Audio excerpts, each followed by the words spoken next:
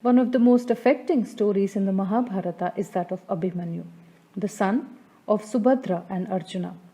Subhadra was the sister of Lord Krishna. Abhimanyu was still in his mother's womb when he first heard his uncle Krishna telling Subhadra about the secret of the almost impenetrable military formation known as a Chakravyuha. But then Subhadra fell asleep while listening to Krishna's story, and so the unborn child was unable to hear the entire secret. This was a proven tragedy years later.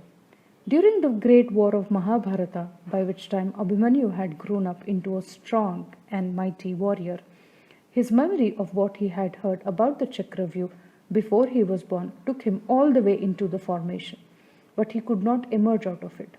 Abhimanyu dies fighting his way out. The story of Abhimanyu points to something that indigenous communities have long known and science has confirmed, that no child comes into the world as a blank slate, that sometimes determinants of child's destiny, including layers of consciousness, are formed well before the birth of a child.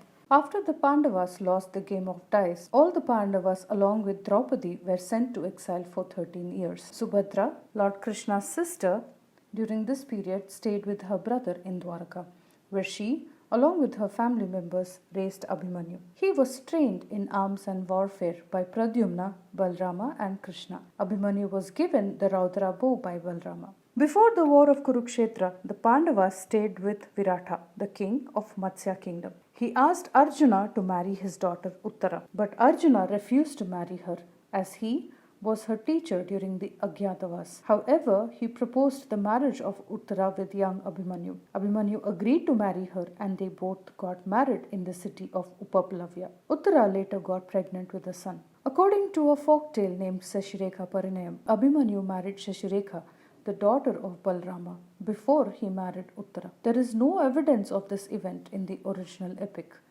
and local oral tradition developed it. The tale, however, narrates that Abhimanyu fell in love with Vatsala, but Vatsala's father Balrama wanted her to marry Lakshmana Kumara, the son of Duryodhana. Wanting to help her cousin, Ghatotkacha took the form of Vatsala and injured Lakshmana Kumara's arm. After the incident, Lakshmana broke his marriage to Vatsala. Meanwhile, the real Vatsala was in the forest along with Abhimanyu, where they were married. In the war, Abhimanyu fought from his father's side. He displayed great bravery in the battle, even though he was the youngest of the warriors. He killed many warriors, including Rukmarta, Brihadlada, and Lakshmana, Dushmanra, and 6 counselors and 7 foster brothers of Karna, sons of Shalya, etc. He also fought and resisted many mighty warriors, including Drona, Karna, Ashwadhama. But before the 13th day, he exclusively attacked other warriors in groups, formation with other 8 to 9 Pandava Maharathis. Eventually, on the 13th day of the war, Arjuna was tricked and diverted to the south by Sharma and the Trigadratas. Taking advantage of his absence, Duryodhana and his allies made a plan to trap Yudhishthira so that the war can be stopped quickly and without losing many armies. The army of Kauravas under Dronacharya formed a Chakravyuh. A Chakravyuh, something similar to a labyrinth of multiple defensive walls.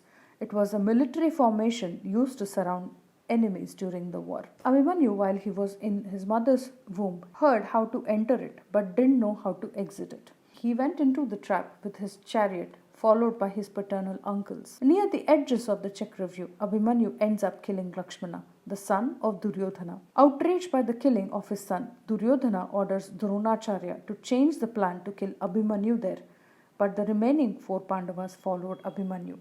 However, the 4 Pandavas were stopped by a Jayadratha. Jayadratha tries to defeat and fight all of them off. In the meanwhile, Abhimanyu was being attacked. Jayadratha, in the meanwhile, an evil, debauched king from Siddhi, effectively blocked the path behind Abhimanyu so as to keep the Pandavas out. But Abhimanyu, just a 17 years old boy then, kept up a brave act. He caused massive destruction to the Kaurava army. He tries to defeat Dronacharya, Kripacharya, Drona's son Ashwadhama, and the eldest of the Kauravas, Duryodhana, King Shalya. But however, all of them together attack him and kill him.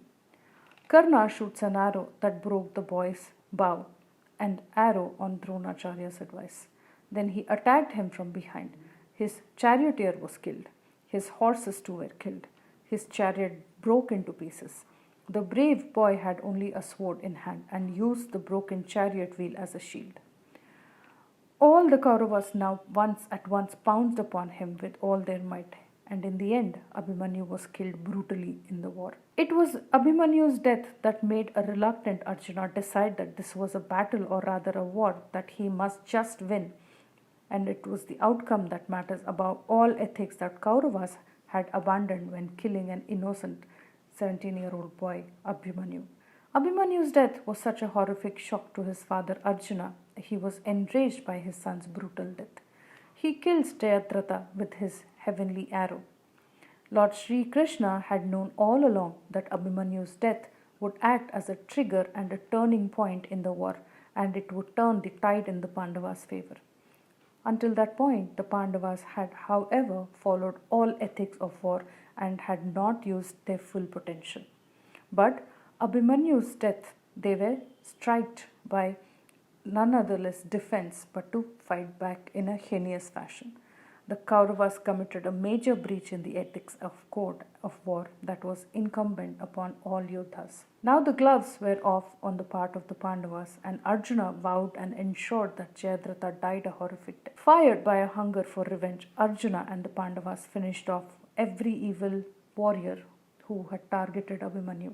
Abhimanyu's wife Uttara, the Matsya princess, was pregnant when Abhimanyu died on the battlefield. Krishna saves her and her baby when Dronacharya's son Ashwathama fires a Brahmastra at her for revenge. Abhimanyu's son Parikshit was later born, a stillborn child, that Lord Krishna revives and brings him back to life.